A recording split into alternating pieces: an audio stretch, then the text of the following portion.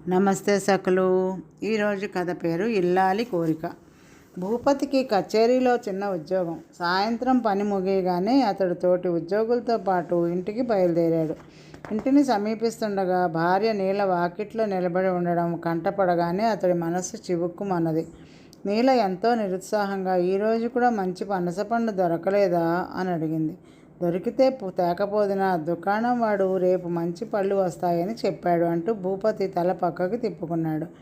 భూపతి సంపాదన ఇంటి ఖర్చులకు బొటాబొట్టిగా సరిపోతుంది. నెలలు నిండి ఉన్న భార్య ఈనాటి వరకు అతడిని అది తినాలని ఉన్నది, ఇది తినాలని ఉన్నది అంటూ ఏమీ కోరలేదు. కానీ ఈ మధ్య ఆమెకు పనసపండు తినాలన్న కోరిక కలిగింది.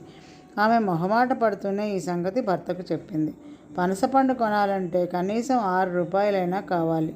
నెలాఖరు రోజులు కావడంతో భూపతి దగ్గర అంత మొత్తం లేదు. అప్పు అడుగుదామంటే తోటి ఉద్యోగుల పరిస్థితి అలాగే ఉన్నదని అతడికి బాగా తెలుసు. ఆ కారణంగా అతడు పనసపండు తీసుకురాకపోవడానికి ఏదో వంకలు చెప్పేస్తున్నాడు. ఆ రాత్రి భూపతికి సరిగా నిద్ర పట్టలేదు. తాను సాయంత్రం ఇంటికి వస్తూ ఎవరి పెరట్లోనో చూసిన పనస చెట్టు అతడికి గుర్తు వచ్చింది. దానికి బోలెడు పనసకాయలు వేలాడుతున్నాయి. చీకటి మాటన పోయి దాన్ని ఒకటి కోసుకుని వచ్చేస్తే భార్య కోరిక తీరుతుంది. భూపతి ఇలా కొంతసేపు ఆలోచించి భార్య మంచి గాఢ నిద్రలో ఉండడం గమనించి ఒక గోనె సంచి తీసుకుని పెరటిదారిన బయటికి వెళ్ళాడు. అతడు పనస చెట్టు ఉన్న ఇల్లు చేరేసరికి అర్ధరాత్రి కావస్తోంది. భూపతి నిశ్శబ్దంగా ఇంటి ప్రహరీ గోడ దూకి లోపల ప్రవేశించాడు. తర్వాత పనస చెట్టు మొదట్లో ఉన్న కాయల్లో పక్వానికి వచ్చిన ఒక కాయను వెతికి దాన్ని కోని సంచిలో కోసి వేసుకున్నాడు. అయితే భూపతికి అంత బరువున్న పనసకాయతో గోడ దూకడం సాధ్యపడలేదు. అతడు వీధివాకిలి తెరుచుకుని బయటికి పోవచ్చు అనుకుంటూ గోడ పక్కగా కొంచెం దూరం నడిచి అక్కడ కనబడిన దృశ్యం చూసి నిర్ఘాంతపోయాడు. ఒక మనిషి గుబురుగా పెరిగిన జామ మొక్కల పక్కన చీకట్లో గుంట తవ్వుతున్నాడు. అతడి పక్కన గోనె సంచిలో ఏదో వస్తువు ఉన్నది. తను దొంగగా ఆ పెరట్లోకి వచ్చిన సంగతి మరిచిపోయిన భూపతి ఎవరు వాళ్ళు అనుకుంటూ ఆ మనిషిని కరుకుగా ప్రశ్నించాడు. గుంట తవ్వుతున్న ఆ మనిషి ప్రశ్న వింటూనే అదిరిపడి చేతిలో ఉన్న గుణపాన్ని జారవిడుస్తూ, బాబు కాస్త గొంతు తగ్గించి మాట్లాడు, మా ఆవిడ లేచి వస్తుంది అన్నాడు మెల్లగా, మూసి ఉన్న పెరటి తలుపుకేసి చాలా భయంగా చూస్తూ. అతను ఆ ఇంటి యజమాని అని తెలుసుకున్న భూపతి వెలవెలపోతూ భుజాన ఉన్న గోనె సంచిని కింద పెట్టి, క్షమించండి, మా ఆవిడ కోసం మీ చెట్టు నుంచి ఒక పనసకాయ కోసుకుపోతున్నాను అన్నాడు. ఇంటి యజమాని భూపతి ముఖం కేసి ఒకసారి ఆశ్చర్యంగా చూసి, పనసకాయ ఒకటి కాకపోతే 10 కోసుకెళ్ళు, ముందు ఈ గుంట తవ్వడంలో నాకు కాస్త సహాయం చేయి, ఈ గోనెలో ఉన్న చచ్చిన పిల్లిని గుట్టుమట్టుగా పాతి పెట్టాలి అన్నాడు. భూపతి బతుకు జీవుడా అనుకుని గుణపం తీసుకుని గుంట తవ్వసాగాడు. ఇంటి యజమాని చిన్న గొంతుతో, గోనెలో ఉన్న పిల్లి కదా ఇలా చెప్పాడు. ఆ పిల్లి అంటే అతడి భార్యకు పంచప్రాణాలు. 4 రోజుల క్రితం ఆమె బంధువుల ఇంటికి పెళ్లికి పోతూ పిల్లిని కూడా తీసుకుపోవాలనుకున్నది. ఇప్పటికే ఆమెకు ఆ పిల్లికి ఉన్న నేస్తాన్ని గురించి పక్క ఇళ్ల వాళ్ళు కథలుగా చెప్పుకుంటున్నారు. ఆ కారణం వల్ల భర్త ఆమెతో, దాన్ని ఇక్కడే వదిలి వెళ్ళు, పెళ్ళికి వెళ్తూ పిల్లిని చంక పెట్టుకుపోవడం దేనికి, అక్కడ నలుగురు విడ్డూరంగా చెప్పుకునేందుక అన్నాడు. ఆమె కొంచెం సేపు ఆలోచించి, ఆ మాట నిజమే, ఆ కొత్త చోట నా ముత్యాల పిల్లికి దిష్టి తగిలినా తగలవచ్చు, ఇక్కడే వదిలి వెళ్తాను, దాని ఆలనా పాలన నువ్వే చూడాలి, తిరిగి వచ్చాక అది ఏమాత్రం చిక్కిపోయినట్లు కనిపించినా నీకు 4 రోజుల పాటు పస్తే అన్నది. ఆమె వెళ్ళిన మరుక్షణం నుంచి పిల్లి అరుస్తూ ఇల్లంతా తిరగసాగింది. ఈ 4 రోజులుగా అది పాలవాసన కూడా చూడలేదు. సొమ్మసిల్లి గోడవారగా ముడుచుకు పడుకున్నది. భార్య వచ్చే సమయానికి అది కళ్ళు తేలవేసి నిగడ తీసుకుపోయింది.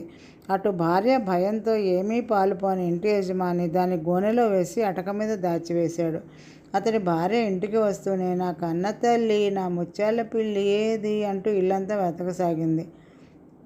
పిల్లి చచ్చిపోయిందని చెప్తే భార్య అన్నంత పని చేస్తుందని ఎరిగిన ఇంటి యజమాని ఆవిడతో, నువ్వు వెళ్ళిన రోజు రాత్రి అది నీ కోసం బెంగ పెట్టుకునేటో వెళ్ళిపోయింది, నువ్వు వచ్చావు కదా, అది వస్తుందిలే అని సర్ది చెప్పసాగాడు. కానీ ఆమె పెద్ద గొడవ చేసి భోజనం చేయకుండా ఏడుస్తూ పడుకుంది. ఆమెకు కొంచెం కునుకు పట్టిందని తెలియగానే ఇంటాయన లేచి పిల్లిని పూడ్చిపెట్టేందుకు పెరట్లో గుంట తవ్వుతున్నాడు. భూపతి సాయంతో త్వరలోనే గుంట తవ్వడం పూర్తయింది. ఇంటి యజమాని అతడికి ఇంకేదో చెప్పబోతున్నంతలో అతడి భార్య తలుపు తీసుకుని వస్తూ భర్తని, ఇంత చీకట్లో పెరట్లో ఏం చేస్తున్నావు అంటూ కోపంగా ప్రశ్నించింది. భార్యను చూస్తూనే ఇంటి యజమాని గాబరా పడిపోతూ గోనెను గుంటలోకి తోసి భూపతితో, నేను వెళ్తున్నాను బాబు, నువ్వు కాస్త గుంట పూడ్చి మరీ వెళ్ళు అంటూ భార్యకు ఎదురు వెళ్ళాడు. ఆ భార్యాభర్తలు ఇంట్లోకి పోగానే భూపతి గుంట మీద ఇంత మన్ను కప్పి వీధి వాకిలి గుండా బయటికి వచ్చి గబగబా ఇంటికేసి నడవసాగాడు. దారిలో అతడికి గస్తీ తిరుగుతున్న 2 రక్షక భటులు తారసపడ్డారు. వాళ్ళు భుజం మీద గోనెతో చీకట్లో పడిపోతున్న భూపతిని చూడగానే అనుమానించి ఆగమని, ఈ అర్ధరాత్రి వేళ ఎవడిల్లు దోచి పరిగెడుతున్నావు అని అడిగాడు. భూపతి గజగజ వణికిపోతూ, అయ్యా, నేను పరిగెత్తడం లేదు, మామూలుగానే నెమ్మదిగానే నడిచిపోతున్నాను, నేను దొంగని కాదు, నా భార్య కోసం పనసకాయ పట్టుకుపోతున్నాను అన్నాడు. ఈ మాట నమ్మమంటావా అంటూ ఒక రక్షక భటుడు చేతిలో ఉన్న కర్రతో గోనెను పొడిచాడు. ఆ వెంటనే గోనెలో నుంచి మేం అన్న పిల్లి అరుపు వినిపించింది. భూపతికి చాలా ఆశ్చర్యం కలిగింది. భార్య వస్తున్నదన్న గాబరాలో ఇంటి యజమాని పనసకాయ ఉన్న గోనెను గోతిలోకి తోశాడనమాట. అతను చచ్చింది అనుకున్న పిల్లి నిజంగా చావలేదు. తిండి తిప్పలేక సొమ్మసిల్లి పడిపోయి ఉంటుంది. రక్షక భటులిద్దరూ పిల్లి అరుపు వింటూనే పెద్దగా నవ్వి, నీ పెళ్ళాం పిల్లిని పనసకాయ అని పిలుస్తుందా? నువ్వేదో మంత్రగాడు అని మా అనుమానం. అందువల్లే పిల్లిని ఈ అర్ధరాత్రి వేళ ఏ వల్లకాటుకో మోసుకుపోతున్నావు. తెల్లవారు నీ అసలు స్వరూపం బయట పెట్టిస్తాం పద అంటూ భూపతి ఎంత చెప్తున్నా వినకుండా అతన్ని తీసుకుపోయి చెరసాలలో వేశాడు. బాగా పొద్దెక్కిన తర్వాత చెరసాల అధికారి అక్కడికి వచ్చాడు. రక్షక భటులు ఆయనతో, రాత్రి ఒకడిని పట్టుకున్నాం, వాడు మంత్రగాడని మా అనుమానం అని చెప్పి భూపతి ఉన్న గది దగ్గరకు తీసుకుపోయారు. భూపతి ఆ అధికారిని చూసి చాలా ఆశ్చర్యపోయాడు. రాత్రి ఆయన్నే పెళ్ళాం దగ్గర పిల్లిలా అతడు చూసి ఉన్నాడు. భూపతిని, ఆ పక్కనే ఉన్న పిల్లిని చూడగానే అధికారికి సంగతి తెలిసిపోయింది. చచ్చిపోయిందనుకున్న పిల్లి బతికి ఉండడం కనపడగానే ఆయనకు కలిగిన ఆనందం అంతా ఇంత కాదు.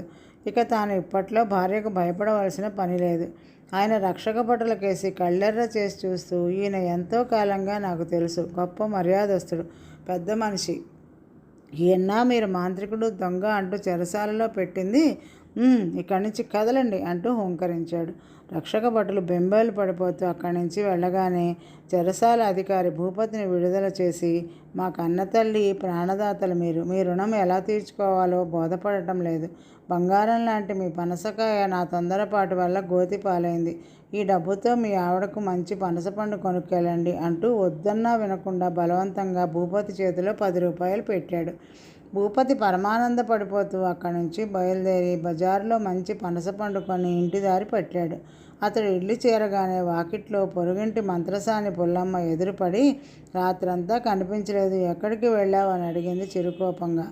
ఏం చెప్పాలో తోచని భూపతి, మా ఆవిడ కోసం పనసపండు తెచ్చేందుకు వెళ్ళాను అన్నాడు. ఈ జవాబుకు పుల్లమ్మ నవ్వి, ఇక పనసపండుతో పని లేదు, నీ భార్య ఈ తెల్లవారు గట్ల పనసపండు లాంటి బాబుని కన్నది, లోపలికి రా చూద్దువు అన్నది. మరొక కథ, పెద్ద దిక్కు. సింహాచలం ఒక చిన్న గ్రామంలో ఉంటూ పట్నంలోని గురవయ్య కిరాణా దుకాణంలో పద్దులు రాసే ఉద్యోగం చేస్తూ ఉండేవాడు. అతడి జీతం నెలకి 200 రూపాయలు. చిన్నతనంలో తల్లిదండ్రులు పోగా అతడిని పెనతల్లి మీనాక్షి పెంచి పెద్ద చేసింది. ఆమెకి ఒక కూతురు. పెళ్ళీడు రాగానే కూతురికి వివాహం చేస్తే అత్తవారింటికి పంపి తాను మాత్రం సింహాచలం ఇంట్లోనే ఉంటున్నది. సింహాచలం ఏమాత్రం అందగాడు కాదు, పైపెచ్చు చిన్న జీతగాడు. అయినా అతడి పెళ్ళిని మంచి అందచందాలు గల లావణ్యతో జరిగింది. అందుకు కారణం లావణ్య తల్లిదండ్రులు పేదవాళ్ళు కావడం. ఈ పెళ్లి కాకముందు లావణ్య తన అందం చూసి మురిసిపోయి ఏ జమీందారు కొడుకో తను చేసుకుంటాడని కలలు కనేది. సింహాచలంతో పెళ్ళి ఆమెకి అంత మాత్రం ఇష్టం లేదు. సింహాచలం పిన్ని మీనాక్షి తన తల్లిదండ్రులను పెద్ద కట్నం కోరాలని, ఆ విధంగా ఈ పెళ్లి తప్పిపోవాలని ఆమె ఎందరో దేవుళ్లకు మొక్కుకున్నది. అయితే మీనాక్షి మాత్రం లావణ్య తల్లిదండ్రులతో, మా నుంచి కట్న కానుకల ప్రసక్తే ఉండదు, ఈ శుభ సమయంలో దాని సంగతి మరిచిపోదాం అన్నది. ఈ మాట విని లావణ్య కుంగిపోయింది. ఆమె తల్లిదండ్రులు పొంగిపోయారు. ఈ విధంగా లావణ్యకు ఇష్టం లేని పెళ్లి జరిగిపోయింది. అందువల్ల కాపురానికి వచ్చిన రోజు నుంచి ఆమె కట్నం కోరని మీనాక్షిని శత్రువుని చూసినట్లు చూడసాగింది. నెల తిరగకుండానే ఒక రాత్రి ఆమె సింహాచలంతో, ఈ రోజుల్లో సొంత అత్తలనే చూసేవాళ్ళు లేరు, ఇక పినత్తగారికి ఊడిగం చేసేదెవరు, మీ పిన్నిని వాళ్ళ కూతురు దగ్గరికి వెళ్ళమని చెప్పు అన్నది. ఈ మాటలకు సింహాచలం నొచ్చుకొని, అదేం మాట, మా పిన్ని మనకు ఇంట్లో పెద్ద దిక్కుగా ఉంటుంది కదా అన్నాడు. ఆ జవాబుకు లావణ్య విసుక్కుంటూ, మనకే తిండికి దిక్కులేదు, నీదేమైనా సముద్ర వ్యాపారమా, ఈ కరువు కాలంలో తిండి దండగ మనుషుల్ని ఎంతకని పోషిస్తాం అన్నది. పక్క గదిలో నిద్రపోతూ మంచినీళ్ళ కోసం లేచిన మీనాక్షి ఈ మాటలు విన్నది. ఆమె తెల్లవారుతూనే ఏ కారణం చెప్పకుండా కూతురింటికి ప్రయాణం కట్టింది. సింహాచలానికి ఇది చాలా కష్టం అనిపించిన భార్య నోటికి భయపడి అతడేమీ మాట్లాడలేదు. అతడు బాడుగ బండిలో పినతల్లిని ఆమె కూతురు ఇంట దిగవిడిచి పట్నం చేరేసరికి చాలా ఆలస్యం అయిపోయింది. ఆ కారణంగా అతడు బాగా పొద్దుపోయే వరకు దుకాణంలో ఉండవలసి వచ్చింది. పట్నం నుంచి అతడికి పల్లెకు మామూలు దారి కాకుండా మరొక అడ్డదారి ఉన్నది. తొందరగా ఇల్లు చేరాలి అన్న ఆత్రంలో అతను జనం మసలని ఒక అడవి దారి పట్టాడు. సింహాచలం అడవి మధ్య ఉండగానే చీకటి పడింది. అయితే పున్నమి రోజు కావడం వల్ల పుచ్చ పువ్వుల వెన్నెల కాస్తున్నది. అతడు ఒక చెట్టు కిందకి వచ్చేసరికి ఆ చెట్టు ఆకులు గలగలమన్నాయి. ఆ వెంటనే ఆకుల మధ్యలో నుంచి వారెవరో రావాలి, వారికి అడిగింది ఇవ్వాలి అంటూ కర్ణకఠోరమైన గొంతుతో ఒక పాట వినిపించింది. సింహాచలం ఆశ్చర్యపోతూ తల ఎత్తి చూసి అది ఒక నేరేడు చెట్టు అని గ్రహించి, నేరేడు చెట్టు ఏమివ్వగలదు, నేరేడు పండేగా అన్నాడు. ఆ మరుక్షణం నేరేడు పండొకటి అతడి కాళ్ళ దగ్గర పడింది. దాన్ని తీసుకుని సంచిలో వేసుకుని ముందుకు నడిచాడు సింహాచలం. కొద్ది దూరం నడవగానే మరొక చెట్టు ఆకులు గలగలమన్నాయి. ఆ తర్వాత ఏమివ్వను, నీకేమివ్వను అంటూ మరింత కర్ణకఠోరమైన పాట వినిపించింది. సింహాచలం ఆ చెట్టుని వెలగ చెట్టుగా గుర్తించి, వెలగ చెట్టు ఇవ్వగలిగేది వెలగపండు అంతే కదా అన్నాడు. మరుక్షణం అతడి కాళ్ళ దగ్గర ఒక వెలగపండు పడింది. సింహాచలం దాన్ని కూడా సంచిలో వేసుకున్నాడు. అతడు మరికొద్ది దూరం నడవగానే మరొక చెట్టు ఆకులు కదిలి, అందిస్తాను, అందుకో, అడిగింది ఆలోచించక ఇస్తాను, తీసుకో అని మరింత కర్ణకఠోరమైన పాట వినిపించింది. సింహాచలం రెండు చెవులు మూసుకుని ఆ చెట్టు మామిడి చెట్టు అని గ్రహించి, మామిడి చెట్టు మామిడి పండు కాక ఇవ్వగలిగేదేముంది అన్నాడు. వెంటనే అతడి కాళ్ళ దగ్గర మామిడి పండు ఒకటి పడింది. సింహాచలం దాన్ని కూడా తీసుకుని కొంతసేపటికి ఇల్లు చేరాడు. లావణ్య సంచిలో ఉన్న 3 పళ్ళని చూసి ఆశ్చర్యపోయి, కాలం కాని కాలంలో ఇవి ఎక్కడ దొరికాయి నీకు అంటూ భర్తను అడిగింది. సింహాచలం జరిగిందంతా ఆమెకి చెప్పాడు. లావణ్య అతడికేసి కోపంగా చూస్తూ, ఎంత బుద్ధిమాలిన పని చేశావు, నీతో మాట్లాడింది ఆ చెట్లే అనుకున్నావా? ఆ మాట్లాడింది ఆ చెట్ల మీద ఉండే పరోపకారి పిశాచాలో వనదేవతలో అయి ఉంటాయి. రేపు మళ్ళీ చీకటి పడ్డాక ఆధారనే రా, వాటిని ఏమడగాలో తెల్లవారాక నీకు చెప్తాను అన్నది. ఆమె ఆ రాత్రంతా నిద్రమాని పిశాచాలను ఏమడగాలో బాగా ఆలోచించి తెల్లవారాక భర్తకు చెప్పింది. మర్నాడు సింహాచలం చీకటి పడిన తర్వాత అడవిదారిన బయలుదేరాడు. అతడు నేరేడు చెట్టును చేరుకునేసరికి చిన్నగా వర్షం ప్రారంభమైంది. నేరేడు ఆకుల గలగలలతో పాటు అతడికి కిందటి రాత్రి విన్న మాటలు కూడా స్పష్టంగా వినిపించాయి. భార్య చెప్పింది బాగా గుర్తుపెట్టుకున్న సింహాచలం, నేరేడు చెట్టు నాకు అందాన్ని ప్రసాదిస్తే ఎంత ఆనందపడతాను అన్నాడు. చెట్టు మీద నుంచి ధారగా నీరు అతడి మీద పడింది. మెరుపుల వెలుగులో సింహాచలం తన శరీరాన్ని చూసుకుని అది పసిమి ఛాయలో ఉండడంతో పరమానందం చెందాడు. అతడు వెలగ చెట్టును చేరే లోపల పెద్ద శబ్దంతో పిడుగుపడి నేరేడు చెట్టు భగభగమనే మంటతో సహా నేల కూలింది. వెలగ చెట్టును చేరిన సింహాచలం, వెలగ చెట్టు వెలలేని ఐశ్వర్యం ఇస్తే ఎంత అద్భుతం కదా అన్నాడు. అతడి కాళ్ళ దగ్గర ఒక ఖాళీ సంచి పడింది. సింహాచలం దాన్ని చేతికి తీసుకునేంతలో సంచిలో నుంచి జలజలమంటూ ఆగకుండా బంగారు కాసులు పడసాగాయి. అతడు కింద పడిన కాసుల్ని వదలబుద్ధి కాక వాటిని సంచిలో వేసుకుని ఆ సంచి మోసుకుంటూ బయలుదేరాడు. అతడు మామిడి చెట్టును సమీపించగానే పిడుగుపాటుకు గురి అయి వెలగ చెట్టు నేలకు ఒరిగింది. మామిడి చెట్టు నా పైన అదృష్టాన్ని ముద్రగా వేస్తే అమోఘంగా ఉండదా అన్నాడు సింహాచలం చెట్ల కొమ్మల్లోకి చూస్తూ. వెంటనే అతడి తలపైన ఏదో పడినట్లయింది. కానీ తడిమి చూసుకుంటే అతడి చేతికి ఏమీ తగలలేదు. సింహాచలం అక్కడి నుంచి కొంచెం ముందుకు కదలగానే మామిడి చెట్టు కూడా పిడుగు దెబ్బకు గురైంది.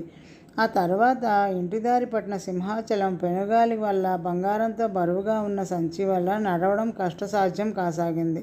అతడు కొంచెం ఎత్తుగా ఉన్న దెబ్బను ఒకదాన్ని ఎక్కి దిగబోతూ కాలు జారి పక్కనే ఉన్న ఊబిలో పడిపోయాడు. బంగారు కాసుల సంచి ఊబి అడుక్కు మునిగిపోయింది. అతడి శరీరం క్రమంగా భుజాల వరకు ఊబిలో దిగబడిపోయింది. ఇక తనకు చావు తప్పదనుకున్నాడు సింహాచలం. కానీ అదృష్టం అతడిని అంటిపెట్టుకునే ఉంది. హఠాత్తుగా దాపులో ఉన్న చెట్టు కొమ్మ ఒకటి పెళపెళమంటూ విరిగి అతడికి చేరువగా ఊబిలో పడింది. అతడు దాన్ని పట్టుకుని ఊబి నుంచి బయటపడ్డాడు. సింహాచలం తూర్పు తెల్లవారుతూ ఉండగా ఇల్లు చేరి స్పృహ తప్పి పడిపోయాడు. లావణ్యకు ఆ స్థితిలో ఉన్న భర్తను చూసి దడపుట్టుకు వచ్చింది. ఏం చేయాలో చెప్పేందుకు ఇంట్లో ఉన్న అనుభవం గల పెద్ద దిక్కు కూడా లేదు.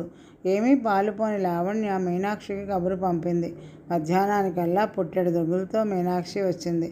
ఆమె సపర్యలతో సింహాచలం 1 నెల రోజులకు మామూలు మనిషి అయ్యాడు.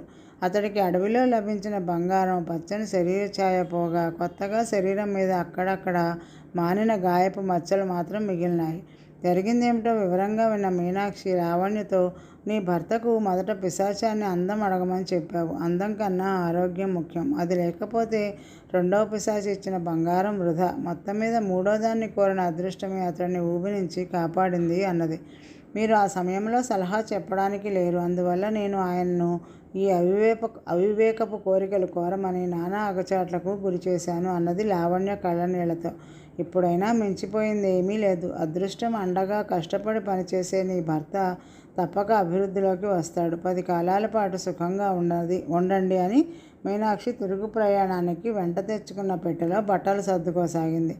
లావణ్య కళ్ళనీళ్లు తుడుచుకుని ఆమె 2 చేతులు పట్టుకుని, అత్తయ్య, నా మూర్ఖత్వాన్ని క్షమించండి. మీరు ఎక్కడికి వెళ్ళవద్దు. మీరు తప్ప మాకు పెద్ద దిక్కు లేదు అన్నది దీనంగా. లావణ్యలో వచ్చిన మార్పు మీనాక్షికి కాక సింహాచలానికి కూడా ఎంతో ఆనందాన్ని కలిగించింది. ఈరోజుకి కథ సమాప్తం. సకలు తిరిగి రేపు కలుద్దాం. నమస్తే.